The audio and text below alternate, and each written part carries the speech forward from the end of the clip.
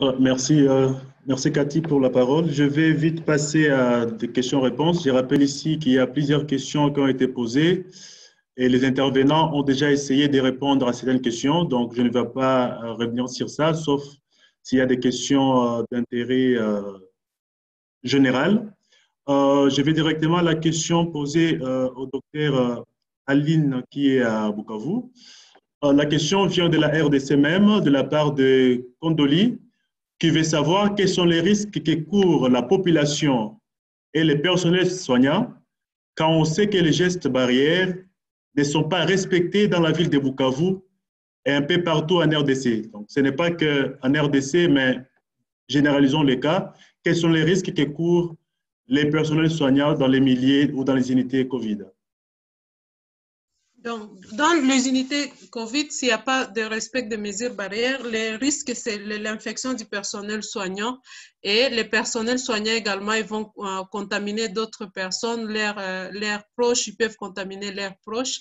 Et le risque que nous avons, c'est une recrudescence de l'épidémie, comme on le disait, mais actuellement, on n'observe pas, est-ce qu'on se demande est-ce qu'il y a déjà une immunité collective au niveau de notre population ou pas, parce que les gestes barrières ne sont pas respectés, mais actuellement, on avait seulement au 6 septembre 4 cas. Est-ce que les malades ne font pas l'automédication à la maison? Est-ce qu'ils consultent ou pas? Tout ça, ce sont des questions qu'on est en train de se poser. Merci, docteur Aline. Une question de Benoît Pierre depuis la France à l'ingénieur Laurent. Il veut savoir quel type de solution d'apport en oxygène avez-vous utilisé pour les ambulances? C'est à moi toujours. La question m'est adressée? C'est à l'ingénieur Laurent, ingénieur biomédical. Ouais. Sinon, si vous avez connu la même situation, vous pouvez répondre à la question. Oui, allô? Pour les ambulances.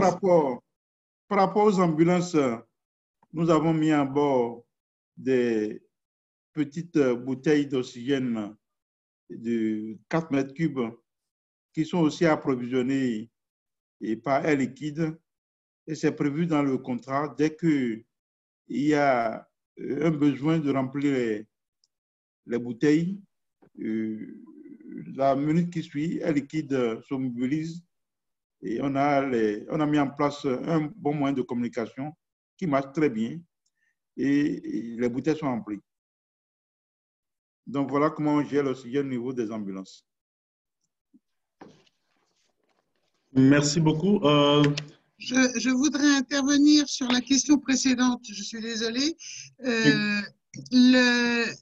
Au Sénégal, par exemple, où il y a une maison où on hospitalisait des enfants en attente de soins, dans le centre de l'hôpital Fann, du CHUFAN, cette maison avait été en fait réquisitionnée pour le personnel soignant qui, d'une part, certes, il avait les risques de contamination au sein de l'hôpital, mais il n'avait pas de risque de contamination ou de contaminer sa famille. Il s'isolait pendant des périodes d'une semaine, etc. Il restait dans cette maison des enfants pour la semaine et dans ces cas-là, ne ramenait pas le virus chez eux à domicile. Voilà. Merci. Je vais rester avec Dr Catherine. Il y a une question de Ernest qui veut savoir si pourrait-on qualifier l'infrastructure utilisée actuellement donc pour la prise en charge des cas Covid? Peut-on les utiliser aussi pour la prise en charge d'autres épidémies comme Ebola, rougeole, ainsi de suite? Ça me paraît quand même un peu lourd. En Afrique, effectivement, pour Ebola, telles infrastructures peuvent paraître tout à fait intéressantes, mais je pense que le docteur Aline est mieux à même que moi pour y répondre. Pour la France, non, il n'y a pas de. En France, on n'a pas construit de nouvelles unités en dur, hein, à part les tentes pour le tri et l'accueil, on n'a rien fait de plus. On a juste mobilisé différemment les ressources intra-hospitalières. Merci. Une question à Adriana. La question est la suivante. On a constaté un faible taux de mortalité en Afrique comparativement à l'Europe. Comment vous expliquez cela?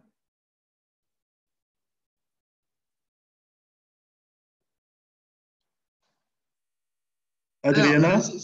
c'est pour André. Parce que j'ai quelques éléments de réponse aussi, mais ça viendra plus Oui. tard. Oui. Excusez-moi, Agustin, c'était que les numéros sont moins en Afrique? En Afrique, oui, il y a peu de morts si on compare à l'Europe. Oui, il, il y a beaucoup de choses qui affectent, mais normalement, c'était la contamination, c'était plus forte en Europe, mais aussi l'âge de la population et la densité de population et la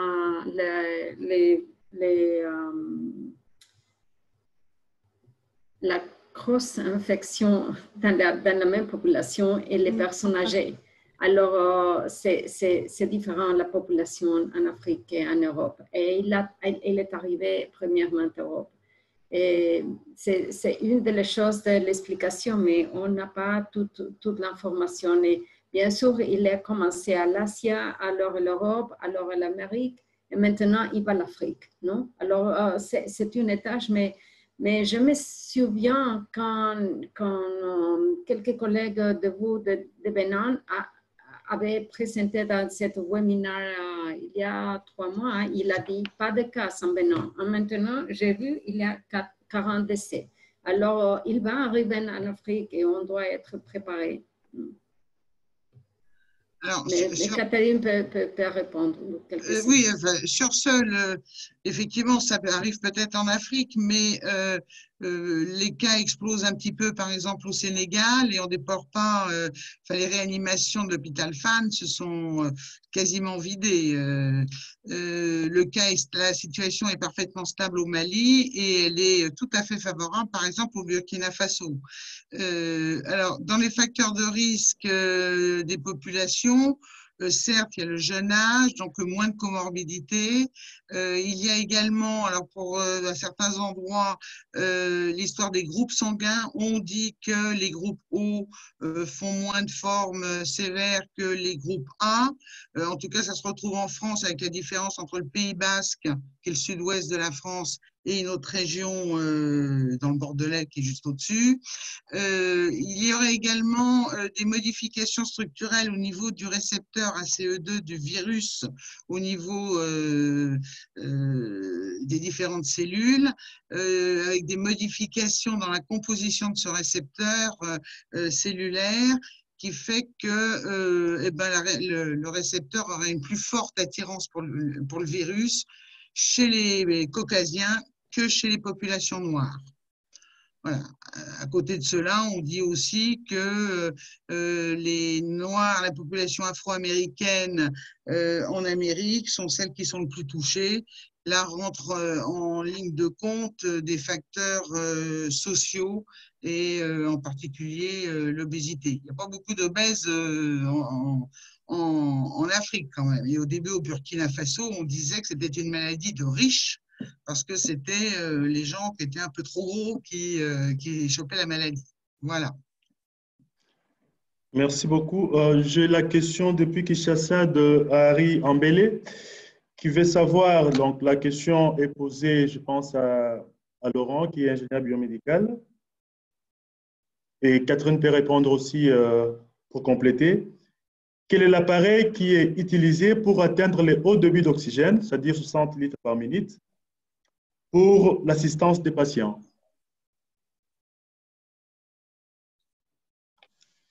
Allô? Oui, Laurent. En termes de respirateur? Oui, quel appareil vous utilisez pour atteindre le haut débit d'oxygène? Oui, on a des modèles gradients, ainsi suivi gradient. C'est ça qu'on utilise pour atteindre le haut débit. Et puis, ça marche très bien. Oui, vous obtenez quel débit? d'oxygène. D'oxygène. Laurent, vous 15 obtenez… 15 litres par minute. Alors, l'oxygénothérapie à haut débit, on commence à 30 litres minute et on va jusqu'à 60-70 litres minute. Donc, ce sont des appareils spéciaux. Alors, il y a sur le commerce, on trouve Airvo, Vapotherm, Optiflow. À l'hôpital, ce qu'on utilise, c'est Optiflow. Donc, oui, c'est 30 à 60. On n'a pas eu malheureusement, on n'a pas eu heureusement des cas qui ne nécessitent l'oxygénothérapie à haut débit. Mais c'est-à-dire que c'est mieux que d'intuber, si vous voulez. Comme il faut à tout prix éviter d'intuber, bon, il y a plein de patients, malheureusement, il faut les intuber. L'oxygénothérapie à haut débit a même montré sa supériorité dans de nombreuses études sur la ventilation non invasive, CPAP ou BiPAP. Donc, quand on peut avoir, alors je ne vais pas vous dire que c'est bon marché, c'est sûr, mais cette technique d'oxygénothérapie à haut débit est excellente. Mais bon, peu de gens connaissent, d'après ce que je constate, peu de gens connaissent cette technique en dehors des réanimateurs et pourtant, elle est largement utilisée. Oui, oui, je pense que vous allez compléter les questions dans le question-réponse pour permettre à tout le monde d'avoir accès. Donc, je rappelle qu'on ne va pas répondre à toutes les questions compte tenu du temps, mais je vais prendre les 2 dernières questions. La question, elle est adressée à Dr Catherine, mais aussi à l'OMS. Catherine a estimé que jusqu'à entre 13 et 14% des contaminations du personnel soignant en Lombardie, mais aussi en Europe et dans d'autres pays. Qu'est-ce qui explique un tel taux de contamination chez les personnels, sachant qu'en Europe, les mesures de précaution sont beaucoup plus avancées si on peut comparer avec l'Afrique? Alors, je vais parler pour la France. Au début, en France, vous savez qu'il y a eu quand même une pénurie de pays. Donc, je pense que ça a joué au début. Et puis, en plus, beaucoup de personnel ne savaient pas comment mettre ces EPI et surtout ne savaient pas comment les enlever. Parce que le plus fort risque de contamination, c'est au moment du déshabillage, quand on enlève la surblouse, etc. Voilà. Et puis, en Lombardie, par exemple, ça a été plus élevé qu'à l'instance publique, mais ils ont dû faire face d'une façon tellement brutale à un tel afflux de patients que je pense que de temps en temps, les précautions dites barrières n'ont pas été appliquées. En Sardaigne, 40%, mais il n'y avait plus de pays, il n'y avait pas de pays, quasiment pas. Donc, ceci explique cela, à mon avis. Merci. J'ai encore une question. On veut savoir, est-ce que les techniciens biomédicaux ont été également contaminés dans les unités COVID? Alors, excusez-moi, quand je parlais de personnel soignant, pour moi, je comptabilise le biomède parce que bon, ils soignent les machines et si les machines ne marchent pas, nous, on ne peut plus faire notre travail. Donc, quand je dis contamination du personnel soignant, EPI, etc., comme l'a très bien noté Laurent, les biomèdes font partie pour moi du personnel soignant. Merci beaucoup pour le complément de réponse.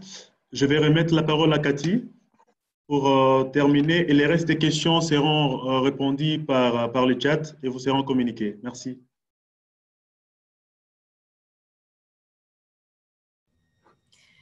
Voilà, merci.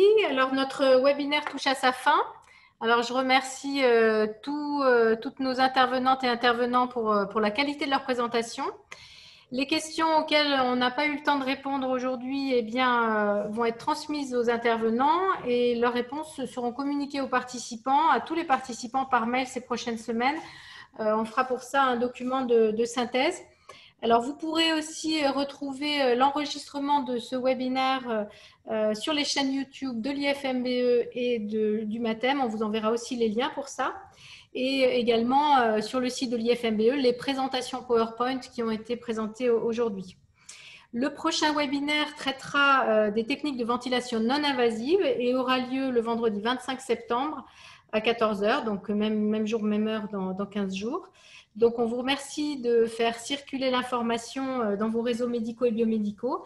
Et nous espérons bien sûr vous y retrouver nombreuses et nombreux. Donc, à très bientôt et merci à tous pour votre participation. Au revoir. Au revoir. Merci, au revoir. Merci, Merci au à revoir. tous.